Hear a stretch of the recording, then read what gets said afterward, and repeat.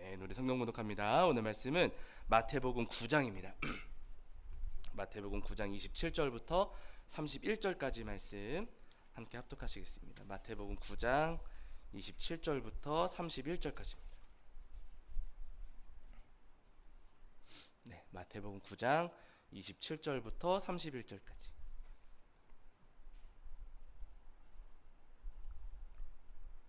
자, 우리 찾으신 줄 알고 한 목소리로 함께 합독하겠습니다. 함께 합니다. 예수께서 거기에서 떠나가실새 두 맹인이 따라오며 소리질러 이르되 다윗의 자손이여 우리를 불쌍히 여기소서 하더니 예수께서 집에 들어가심에 맹인들이 그에게 나아오거늘 예수께서 이르시되 내가 능히 이 일 할 줄을 믿느냐 대답하되 주여 그러하오이다 하니 이에 예수께서 그들의 눈을 만지시며 이르시되 너희 믿음대로 되라 하시니 그 눈들이 밝아진지라. 예수께서 엄히 경고하시되 삼가 아무에게도 알리지 말라 하셨으나 그들이 나가서 예수의 소문을 그 온 땅에 퍼뜨리니라. 아멘. 우리 자리에 앉으시겠습니다. 여러분 한 주간 평안하셨지요? 네, 저는 지난 주간에 여러분 목소리 들으셔서 아시겠지만 제가 감기에 걸렸습니다. 혹시나 또 코로나 재감염된 게 아닌가 걱정이 돼가지고 계속 그 자가진단 키트로 검사를 했는데 다행스럽게 두 줄은 안 나오고 계속 한 줄이 나오고는 있어요. 그래서 코로나는 아니구나 싶기는 하지만 그래도 오늘 혹시 걱정이 돼가지고 오늘 약간 예배 순서를 저희가 변경해서 이렇게 예배를 드리고 있습니다. 우리 성도님들 조금만 양해를 해주셨으면 좋겠고요. 다음 주에는 제가 말끔히 나와서 돌아올 테니까 조금만 기다려 주셨으면 좋겠습니다. 자, 지난주에 저희가 마태복음 9장 18절부터 26절까지 말씀을 통해서 우리에게 주시는 은혜를 함께 나누었는데요. 지난주 말씀에 우리가 잘 알고 있는 말씀이 있었습니다. 혈루증을 앓던 여인이 예수님의 옷자락을 붙잡았을 때 그 혈루의 근원이 낳는 놀라운 표적과 이적이 지난주 말씀 가운데 기록되어 있었는데요. 여러분, 혈루증은 나을 수 없는 병이었고 고칠 수 없는 병이었지만 예수님이 옷자락을 붙잡았을 때 그 고통의 근원 또 아픔의 근원이 완전히 말랐다고 우리에게 성경은 말씀하고 계세요. 오늘 우리의 모든 삶이 여러분 마찬가지입니다. 혈루증을 앓던 여인처럼 오늘 우리 삶 가운데도 우리를 힘들게 하고 괴롭게 하고 지치게 하는 일들이 굉장히 많이 있거든요. 그 일들을 내 힘과 내 능력으로는 해결할 수가 없지만 그러나 예수님의 옷자락을 붙잡을 때 주님께서 그 근원을 마르게 하시고 우리에게 자유를 주시리라 믿습니다. 바라기는 모든 혈루의 근원, 눈물의 근원을 마르게 하실 또 슬픔의 근원을 마르게 하실 우리 주님의 은혜를 소망하시면서 오늘도 예수님의 옷자락을 붙잡고 예배하시는 저와 여러분이 되기를 주 이름으로 간절히 축원합니다. 자, 이제 오늘은 그 뒤에 이어지는 마태복음 우리가 9장 27절부터 31절까지 말씀을 통해서 우리에게 주시는 은혜를 나누려고 하는데요. 예수님께서 이제 그 9장 그 말씀 앞부 저희가 잠깐 나눴던 그 말씀 속에서 한 관리의 그 죽은 딸을 살려주셨습니다. 그리고 그 집에서 나오셔가지고 다른 곳으로 이제 이동을 하시는데요. 예수님께서 그렇게 이동을 하실 때 앞을 보지 못하는 두 사람이 예수님을 따라왔어요. 그런데 그냥 얌전히 따라오는 게 아니었습니다. 오늘 거기 9장 27절을 보시면 이렇게 말씀하시거든요. 우리 한번 읽어보실까요? 자, 9장 27절입니다. 이 두 사람이 예수님을 따라올 때 어떻게 따라오는가? 자, 9장 27절입니다. 함께 읽겠습니다. 시작. 예수께서 거기에서 떠나가실새 두 맹인이 따라오며 소리질러 이르되 다윗의 자손이여 우리를 불쌍히 여기소서 하더니 아멘. 이렇게 말씀하세요. 두 맹인이 예수님을 따라오는데 그냥 얌전히 따라오는 게 아니었습니다. 막 소리를 지르면서 예수님을 따라왔어요. 다윗의 자손이여 우리를 불쌍히 여기소서 막 큰 소리로 외치면서 한 번 외치는 것도 아니었겠죠. 수차례 외쳐대면서 예수님을 뒤따라왔습니다. 여러분, 그냥 우리는 말씀을 읽고 내려가니까 그렇구나 하고 지나가기가 쉽지만은요, 여러분 누군가가 나의 뒤를 따라오면서 계속 소리치면서 따라온다면 신경이 거슬리겠습니까?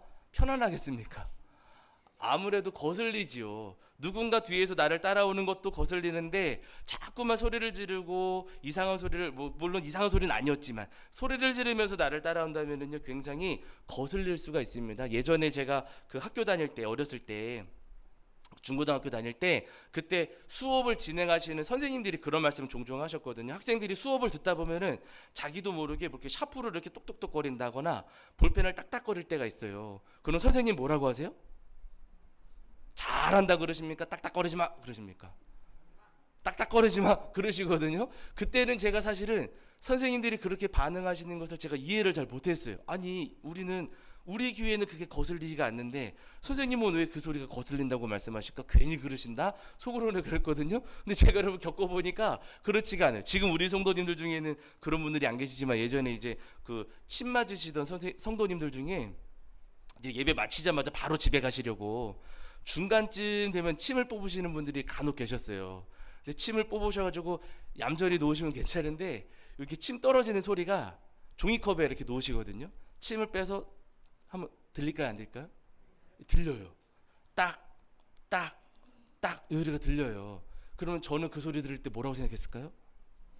아, 침 뽑으시는 거야? 이러면 괜찮은데 제가 모나가지고 여러분 그렇게 하시면은요 설교하지 마, 그만해, 빨리 끝내. 제 귀에는 그렇게 들리는 거예요. 그 소리가 물론 앉아 계시는 성도님들 귀에는 괜찮게 들리실 수 있겠지만은요 앞에서는 때때로 그게 조금은 귀찮게 들릴 수도 있고 거슬리게 들릴 수도 있더라는 겁니다. 그래서 심지어 어떤 목사님들께서는 여름에 우리 성도님들 더우셔가지고 이렇게 부채질 하시잖아요. 요거 부채질도 못하게 하시는 목사님들이 계세요. 우리 교회 해도 될까요, 안 될까요? 하세요. 여러분 더우시면 부채질 하시고요. 선풍기 세게 트셔도 괜찮습니다. 여러분 상관없어요. 근데 여러분 그런 일들이 옆에서 양쪽에서 뭐 뒤에서 앞뒤에서 그렇게 막 요란스럽게 소란스럽게 하면은요 누군가 그 모임을 이끌어가는 입장에서는요 거슬리게 느껴질 수도 있다는 겁니다. 예수님께서 길을 걸어가시는데 앞을 못 보는 두 사람이 계속해서 소리를 질러댔으니 예수님께도 분명히 거슬리실 수가 있었거든요. 심지어 여러분 이 사람들이 그냥 밖에서만 그러는 게 아니고요 집 안에까지 따라 들어왔습니다. 예수님께서 어느 집에 들어가셨는데 그 집까지 따라 들어왔어요. 여러분 보통은 잘 모르는 집이면 들어가십니까, 안 들어가십니까?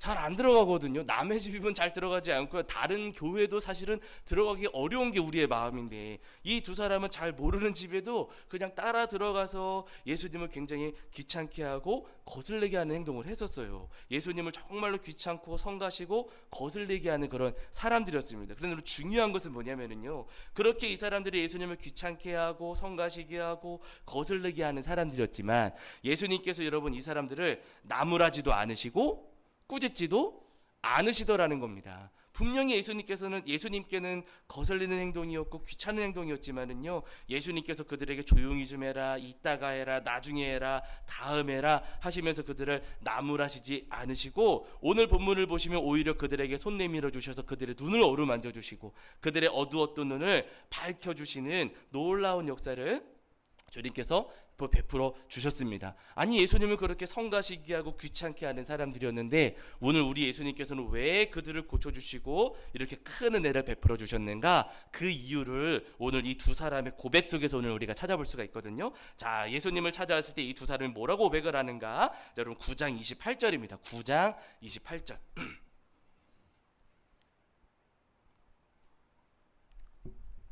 마태복음 9장 28절입니다. 9장 28절. 자, 우리 찾으신 줄 알고 함께 읽겠습니다. 함께 합니다. 시작.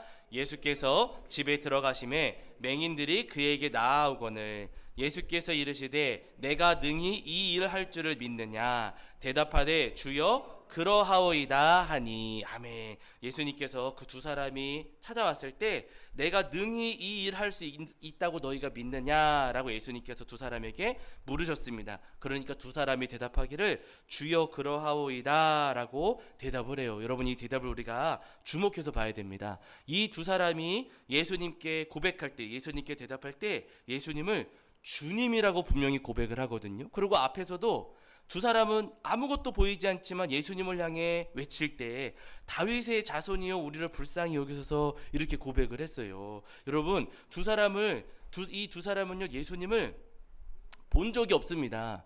예수님을 목격한 적이 없는 사람들이에요. 왜냐하면 맹인이었으니까. 앞을 보지 못하는 사람들이었기 때문에 자기들의 두 눈으로 예수님을 직접 본 적이 없어요. 예수님께서 나병 환자 고치시는 장면을 본 적이 있을까요, 없을까요? 없어요. 혈루병을 앓는 여인 조금 전에 고치셨는데 여러분 그 여인이 말끔히 낫는 장면을 두 눈으로 본 적이 있을까요, 없을까요? 없습니다. 귀신 내쫓으실 때 그 귀신 내쫓으시는 장면도 이 두 사람은 본 적이 없고요. 나병 환자 고치시는 것도 본 적이 없었고, 중풍병 환자 고치시는 것도 본 적이 없었고, 바람과 바다를 꾸짖으셔가지고 잔잔하게 하시는 장면도 이 두 사람은 본 적이 없습니다. 그저 이 두 사람은요, 본 적은 없고 듣기만 했다는 거예요. 그저 예수님에 대해서 듣기만 했는데, 그럼에도 불구하고 본 적도 없고 듣기만 했을 뿐인데도 이 두 사람은 예수님을 믿되 그냥 병 잘 고치시는 분, 훌륭한 의사 선생님 그렇게 믿은 것이 아니고요, 예수님을 주님으로 믿고 따랐다는 겁니다. 여기에 여러분 예수님께서 이 두 사람에게 은혜를 베풀어 주신 이유와 예수님께서 그 이유가 오늘 본문 요 고백 가운데 여러분 들어 있는 거예요. 여러분 아무것도 보이지 않고 본 적도 없지만은, 그러나 들은 것만으로도 예수님을 주님이라고 믿고 고백했을 때 주님께서 그 믿음을 귀히 여기시고 이들에게 은혜를 베풀어 주시는 겁니다. 여러분 생각을 해보세요. 이 두 사람이 예수님을 따라올 때, 아무것도 보이지 않는 상태에서 예수님을 따라올 때 그 걸음이 과연 쉬웠겠느냐는 거예요. 보이지 않는 상태에서 여러분, 물론 누군가가 이쪽으로 오세요 저쪽으로 가세요 하거나 아니면 뭐 붙잡아줬을 수도 있겠지요. 그러나 아무것도 보이지 않은 상태에서 예수님을 따라가는 그 걸음은요, 험하고 어려울 수밖에 없다는 겁니다. 눈을 감고, 제가 예전에 한번 해본 적이 있었거든요. 눈을 감고 이렇게 걸어가는 거, 여러분 똑바로 갈까요 못 갈까요? 못 갑니다.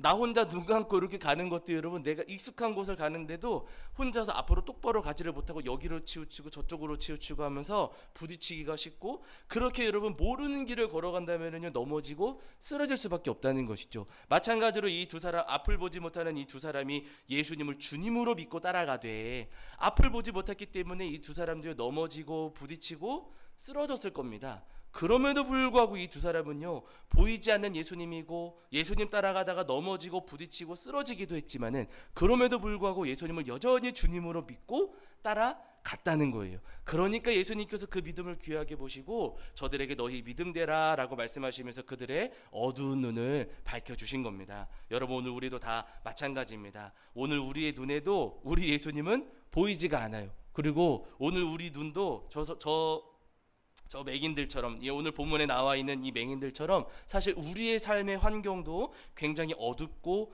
암담한 것이 사실입니다. 소망보다는 절망이 더 많은 것이 우리의 삶이잖아요. 세상을 바라보면은 여러분 뉴스를 들어보실 때 어두운 지표들이 굉장히 많아요. 우리 삶이 나아질 것이다 라고 기대하게 하는 지표들보다도 우리 삶이 더 어려워질 거다라고 예상하게 하는 지표들이 훨씬 더 많고요. 뉴스 많이 보셔서 아시겠지만 요즘에 칼 들고 돌아다니는 사람들이 많잖아요. 그럼 여러분 불안하세요? 편안하세요? 불안하지 않습니까? 이 세상이 도대체 어떻게 되려고 이러는가 싶으면서 굉장히 불안한 세상을 우리가 살아가고 있고, 굉장히 어두운 세상을 우리가 지금 살아가고 있다는 겁니다. 어제 또 제가 그 유튜브에서 우연히 이제 뉴스를 봤는데, 미국 연합감리교회, 미국 연합교회 그 감리교회가 감리교회를 탈퇴하는 교회들이 확 늘어났다는 거예요. 아주 어마어마하게 많은 교회들이 감리교회를 탈퇴했다 그래요. 왜 그런 거 봤더니 동성애 문제 때문에.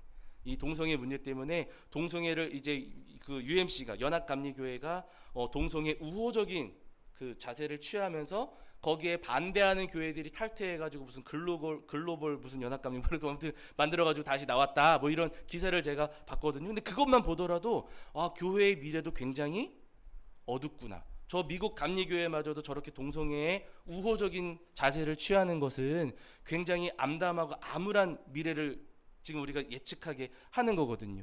교회의 현실 자체가 여러분 인구가 줄어들면서 성도님들 숫자 당연히 줄어들고 있고, 그리고 뭐 교회 부흥한다는 교회들이 우리 주변에 간혹 있기는 하지만은 부흥한다는 교회들의 그 내면을 저희가 열어보면은요, 믿지 않는 사람들이 전도되어서 예수님 믿는 게 아니라 다른 교회에 다니던 분들이 이동해 와서 부흥한 케이스가 대다수거든요. 그러니까 부흥이라고 이야기할 수 없는 부흥이 지금 우리 현실이라는 겁니다. 교회의 미래도 굉장히 어렵고, 특히나 여러분 코로나 시대를 지나가면서 여러 가지 지표들이 뭐 그 설문조사를 한 게 있어요. 코로나 시대를 지나가면서 믿지 않는 사람들에게, 코로나 시대를 지나가면서 교회가 좋습니까 안 좋습니까? 호감도 조사. 교회에 호감을 느낀다라고 하는 사람들이 여러분 몇 퍼센트 됐을까요? 그 기사 보니까 3.4%입니다. 100명 중에 3명 정도만 교회에 호감을 갖는다 이렇게 대답을 하고요. 무려 52.6%가 교회에 대한 반감을 가지고 있다 이렇게 대답을 해요. 그러니까 우리의 미래가 밝은 거예요, 어두운 거예요? 굉장히 어둡습니다.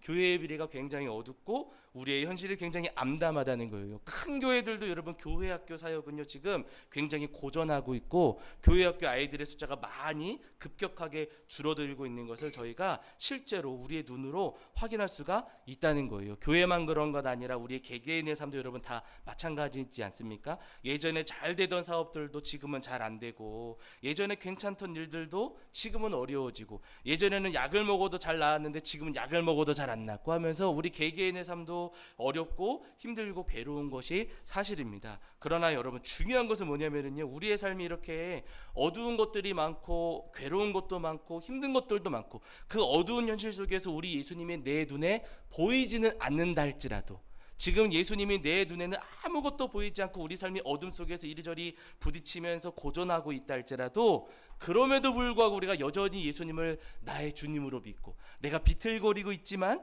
그럼에도 불구하고 우리가 여전히 우리 예수님을 주님으로 믿고 따른다면은요, 주님께서 그 삶 가운데에는 반드시 밝은 빛을 비추어 주신다는 거예요. 바라는 여러분, 어두운 현실 속에서도 우리에게 빛을 비추어 주실 우리 주님의 은혜를 소망하시면서 그 어둠 속에서도 여전히 주님을 믿고 따르시는 저와 여러분이 되기를 주의 이름으로 간절히 축원합니다. 예수님께서 부활하신 다음에 도마에게 말씀하셨잖아요. 도마가 나는 눈으로 보기 전까지는 믿지 못하겠다. 제자들에게 그 동료 제자들에게 그렇게 이야기하지 않습니까? 그러니까 예수님께서 찾아오셔가지고 말씀하시기를 보지 못하고 믿는 자들은 뭐가 있다고요? 복되다. 보지 못하고 믿는 자들은 복되다라고 말씀하셨어요. 보이지 않아도 믿어야 된다 하시는 말씀이지요. 히브리서 저희가 지난 수요일날 히브리서 말씀을 잠깐 살펴보았는데요. 히브리서 11장 1절 말씀에 아주 유명한 말씀이 있죠. 믿음은 바라는 것들의 실상이요 보이지 않는 것들의 증거니 이렇게 말씀하셨어요. 저희가 히브리서 예전에 설교하면서도 이 구절을 제가 한번 풀어드린 적이 있었습니다. 여기서 여러분 믿음은 바라는 것들의 실상이다 라고 하셨을 때 오해하지 마셔야 될 것은요, 믿음은 내가 소원하는 것이 이루어지리라고 믿는 것이 확신하는 것이 믿음이다 그런 말씀은 아니세요. 믿음은 바라는 것들의 실상이다 라고 말씀을 하셨을 때 여기서 이 말씀은요, 여러분 하나님께서 우리에게 바라게 하신 것, 우리에게 주신 소망이 이루어지리라고 믿는 것이 확신하는 것이 믿음이다 라고 하시는 말씀이에요. 내 소원이 이루어지는 것 아니고요, 하나님의 말씀이 이루어질 것입니다 라고 확신하는 것이 그것이 믿음이라고 하시는 것입니다.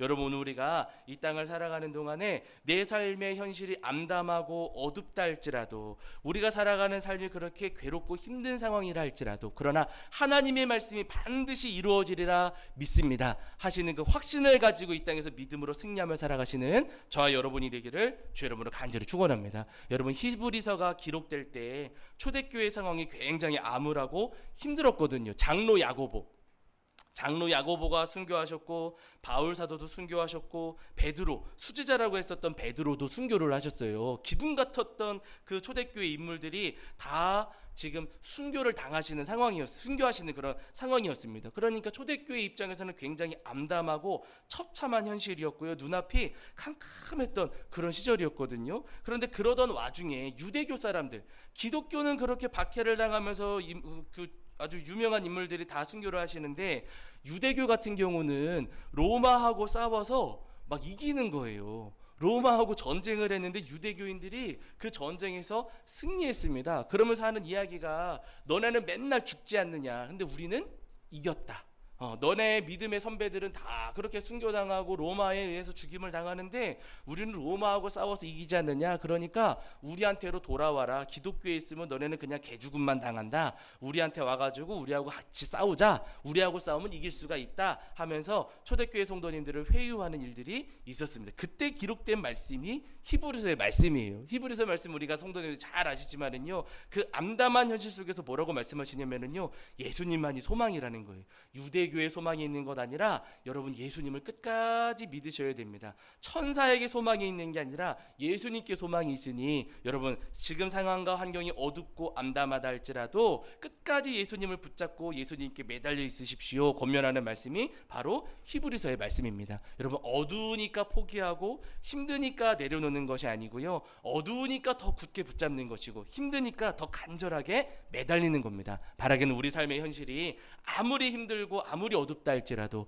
그럼에도 불구하고 끝까지 우리 예수님을 뒤쫓으시고 예수님께 매달리시는 저와 여러분이 되기를 주의 이름으로 간절히 축원합니다. 우리 성도님들이 노아 할아버지를 기억을 하실 텐데요. 이 노아 할아버지가 살던 시절에 성경을 보시면은 아시는 것처럼 온 세상이 죄로 가득했다라고 말씀하시거든요. 그러면서 당대의 의인은 노아 한 사람밖에 없었다라고 말씀하세요. 굉장히 암담하고 암울하던 그런 시절이었습니다. 그런데 여러분 그렇게 모든 사람들이 하나님을 믿지 않는데 노아 할아버지는 여전히 하나님을 믿었어요. 세상은 어두웠지만은 그 어두움 가운데에서도 하나님을 믿었습니다. 노아의 눈에 하나님은 보였을까요? 안 보였을까요? 안 보였어요. 노아의 눈에도 하나님은 보이지 않았어요. 어두운 세상만 보였습니다. 그럼에도 불구하고 노아 할아버지는 하나님을 여전히 믿었다는 거예요. 하나님께서 그런 노아를 긍휼히 여겨주셨고 세상을 홍수로 심판하시면서도 그 어둠 가운데 하나님을 믿고 따랐던 노아와 노아의 가족들을 구원하시고 건져주시잖아요. 어둠 속에서도 그 하나님을 바라보았기 때문에 하나님께서 홍수 가운데에서도 건져주시고 구원해 주시는 겁니다. 아브라함도 우리 성도님들이 기억을 하실 텐데요. 아브라함이 아버지 데라와 함께 하란으로 이사해서 살았습니다. 거기서도 잘 먹고 잘 살았는데 그런데 하나님께서 어느 날 말씀하셔가지고 본토 친척 아베 집을 떠나라, 내가 너에게 보여줄 땅으로 가라 라고 말씀하시지 않았습니까? 어디로 갈지도 알려주지 않으셨고요. 그냥 떠나라고 말씀을 하시는 거예요. 그런데 여러분 하나님도 보이지 않고 어디로 갈지 알려주지도 않으셨어요. 아무것도 보이지 않습니다. 그런데 여러분 아브라함은 갑니까 안 갑니까? 갔어요. 보이지 않고 어떻게 될지도 알 수 없지만 그 미래를 알 수 없지만은요 아브라함은 그저 하나님을 신뢰하고 따라갔어요. 그래서 여러분 창세기 12장 4절을 보시면은 이에 아브라함이 여호와의 말씀을 따라갔다라고 분명히 말씀하시거든요. 보이지 않았으나 아무것도 보이지 않았고 암담한 현실이었으나 여전히 아브라함이 하나님을 따라갔습니다. 그렇게 하나님을 따라갔더니 꼭 좋은 일만 있었던 것은 또 아니었어요. 따라갔더니 기근도 생겼고 그래서 애굽으로 피신했는데 애굽에서 아내 빼앗길 뻔하고 하면서 우여곡절이 굉장히 많았습니다. 아브라함도 하나님을 믿고 살아가면서 비틀거리고 여기저기 많이 부딪히고 어려움이 있었어요. 그럼에도 불구하고 아브라함은요 보이지 않는 하나님을 신뢰하고 믿었습니다. 그러니까 하나님께서 아브라함의 아들도 주시고 그를 믿음의 조상으로 세워주시는 것 아니겠습니까? 여러분 예레미야도 기억을 하시잖아요. 예레미야가 말씀을 전하던 시절에 남유다는 멸망으로 막 치닫고 있었습니다. 나라를 빼앗기고 땅을 빼앗기기 직전이었어요. 나라를 잃기 직전이었어요. 그때 이제 예레미야가 그 유대 사람들에게 열심히 말씀을 전하는데 유대 사람들이 말씀을 들어요, 안 들어요? 듣지를 않습니다. 아무리 열심히 말씀을 전해도 그 말씀을 듣지 않았거든요. 오히려 여러분 말씀을 전하는 예레미야를 죽이려고 했어요. 예레미야의 그 친족들이 그 동족들 가운데 예레미야를 암살하려고 했던, 예레미야를 죽이려고 했던 사람들이 실제로 있었거든요. 열심히 말씀을 전했으나 듣지 않았고 예레미야는 오히려 감옥에 갇히면서 정말 소망이 없는 그런 시절이었습니다. 근데 그런 상황 속에서 하나님께서 예레미야에게 뭐라고 말씀하시냐면은 예레미야야 너 가가지고 아나돗에 땅 사라. 예레미야도 아나돗에 있는 땅을 사라 라고 하나님께서 말씀을 하시는 거예요. 여러분 땅을 사봐야 소망이 있어요 없어요? 소망이 없어요. 왜냐하면 땅을 사서 한 10년 지나서 땅값이 오른다 그러면 모르겠지만 땅을 사봐야 조금 있으면 바벨론한테 나라를 빼앗깁니다. 내가 이 땅을 사봐야 어차피 바벨론한테 뺏길 땅이에요. 그럼 여러분 사야 됩니까 안 사야 됩니까? 안 사는 게 맞지 않겠습니까? 소망이 없는 땅이거든요. 그런데도 하나님께서 그 땅을 사라고 예레미야에게 말씀을 하시는 거예요. 예레미야가 샀을까요? 안 샀을까요? 샀습니다. 은 70을 달아주고서 70세겔을 달아주고서 그 땅을 사게 돼요. 여러분 예레미야가 이 땅을 왜 샀겠습니까? 소망은 보이지 않았지만은요 하나님의 말씀을 믿는 거예요. 보이진 않았지만 소망은 요만큼도 보이지 않았지만 하나님께 70년 뒤에 너희를 돌아오게 할 것이다 하셨던 하나님의 그 말씀을 예레미야가 신뢰하면서 그 소망은 보이지 않는 역사였지만 하나님의 말씀을 신뢰하면서 그 땅을 샀던 겁니다. 근데 여러분 실제로 70년 만에 돌아와요 안 돌아와요? 돌아와요. 예레미야는 돌아오지 못했지만 그의 후손과 자손들은요 다시 그 땅에 돌아와서 성전을 다시 세우고 예배를 다시 올리는 귀한 은혜를 경험하지 않습니까? 보이지 않으나 믿고 따라갈 때 여러분 하나님께서는 그 삶과 은혜를 내려주신다는 거예요. 에스도 여러분 기억하시고 여기까지 말씀 나눌게요. 에스도 우리 성도님들이 기억을 하실 텐데 아각 사람 하만 때문에 온 이스라엘 백성들이 전부 다 죽게 생겼습니다. 그때 주사위를 던져가지고 유대인들을 학살하는 날까지도 딱 정해 놓았어요. 못 박아 놓았어요. 왕이 조서를 내려가지고 이제는 되돌릴 수도 없는 일이었습니다. 온 유다 백성들이 다 죽을 수밖에 없는 그런 현실에 처하게 됐거든요. 암담했고 소망이 없는 그런 상황이었습니다. 근데 그런 상황 속에서 에스더 말씀을 여러분 쭉 읽어가시면 이스라엘 백성들이 전부 다 죽게 되었을 때 하나님이 보여요, 안 보여요? 안 보여요. 제가 예전에도 말씀드렸지만은 에스더 말씀 속에 하나님이라는 글자가 보이지가 않습니다. 우리가 죽게 생겼는데 하나님은 보이지가 않아요. 너무나도 암담하고 너무나도 괴로운 상황이었습니다. 그런데 여러분 그렇게 암담한 눈앞이 캄캄해져가지고 이스라엘 백성들이 다 죽게 생겼을 때 하나님은 보이지 않고 이스라엘 백성들이 지금 큰 어려움에 처했을 때 그때 이스라엘 백성들이 어떻게 하냐면요 금식하면서 기도했습니다. 하나님은 보이지 않고 눈앞은 캄캄했지만은요 그 어둠 속에서 오히려 눈을 감고 하나님께 더 간절히 매달려 기도했다는 거예요. 그랬더니 여러분 어떤 일이 벌어지냐면은요 하나님께서 상황을 반전시켜가지고 이스라엘 백성들은 건져주시고 이스라엘 백성들을 그 학살하려고 했던 오히려 하만이 벌을 받게 만드시지 않습니까? 그리고 그 일을 계기로 삼으셔가지고 오랫동안 이스라엘 백성들을 괴롭혀왔던 아말렉 사람들 그 아말렉 사람들을 진멸하시는 계기로 하나님께서 삼아 주십니다. 여러분 보이지 않으나 하나님을 신뢰하면서 나아갈 때 여러분 하나님께서 분명히 우리 삶 가운데도 은혜를 내려주시고 놀라운 역사를 베풀어 주십니다. 우리 삶도 지금 여러분 암담하고 답답하지요. 세상을 바라보면 소망이 없고요. 우리 눈에도 하나님이 보이지 않고 예수님이 보이지 않고 성령님도 보이지는 않습니다. 그러나 여러분 이 어둠 속에서도 우리가 노아처럼 하나님을 바라볼 때 주님은 홍수 속에서 우리 삶을 건져주시고 이 아무것도 보이지 않지만 아브라함처럼 하나님의 말씀을 우리가 따라갈 때 주님께서 우리 삶에 상상하지 못했던 은혜를 내려주시리라 믿습니다. 또 절망적인 상황일지라도 예레미야처럼 우리가 하나님 말씀에 순종할 때 주님은 계획하신 구원의 역사를 이루어 주시고 우리의 삶이 절체절명의 위기에 처했다 할지라도 정말 솟아날 구멍이 없는 어려움에 처했다 할지라도 우리가 저 이스라엘 백성들처럼 하나님을 기대하며 소망할 때 우리 삶을 반전시켜 주시고 주님께서 우리를 구원시켜 주시고 또 회복시켜 주시리라 믿습니다. 바라기는 주님께서 우리 삶에 비추어 주실 그 생명의 빛을 우리 성도님들이 소망하시면서 어둠 속에서도 여전히 주님을 믿고 따르시는 저와 여러분이 되기를 주의 이름으로 간절히 축원합니다. 자, 우리 찬송합니다. 찬송가 545장입니다. 545장 찬송하시면서 준비하신 예물 봉헌하겠습니다. 545장입니다.